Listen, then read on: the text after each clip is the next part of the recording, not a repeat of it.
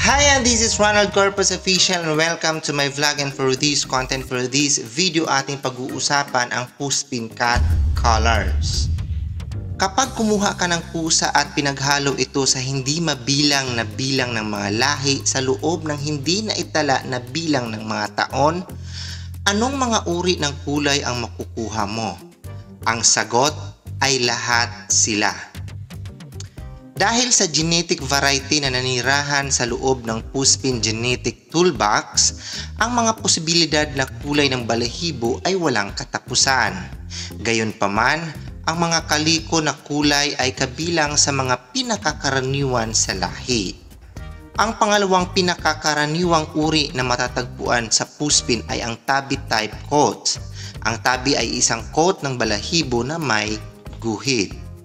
Pagdating sa puspin, pinagsama-sama ang mga uri ng coat. Halimbawa, ang isang kaliko na may mga tabby type na stripes ay naghalo sa iba't ibang mga patch na mas maitim na balahibo. Ang anumang kombinasyon ng balahibo ay posible at mayroon ding mga solidong kulay na varieties. Tulad ng nakasaad sa itaas, ang mga kulay ng balahibo at uri ng pattern ay walang katapusan. Ang isang bagay tungkol sa balahibo ng isang puspin na pusa na maaasahan mo ang maikling mga balahibo. Maliban doon, ang magiging kulay ng isang puspin ay madaling hulaan ninuman.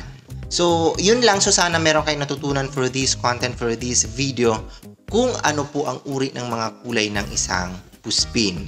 So, once again, this is Ronald Corpus Official na nagsasabing kung hindi ka pa nakasubscribe ng aking YouTube channel, so please subscribe to my YouTube channel, and kung nagustuhan mo yung content na to, so paki-like, and kung ito po ay karapat-dapat i-share, so i-share po natin para po sa kaalaman nating lahat. And mag-leave po kayo ng comment, any suggestion, opinion for the next vlog, so don't hesitate to leave a comment. And pinaka-importante mga ka-official is huwag nyo kalimutang i-click ang aking notification bell para updated kayo sa lahat ng video na gagawin ko dito sa YouTube. Nagpapasalamat din po ako ng buong buo sa inyong walang sawang suporta ng aking YouTube channel. I love you all and bye-bye.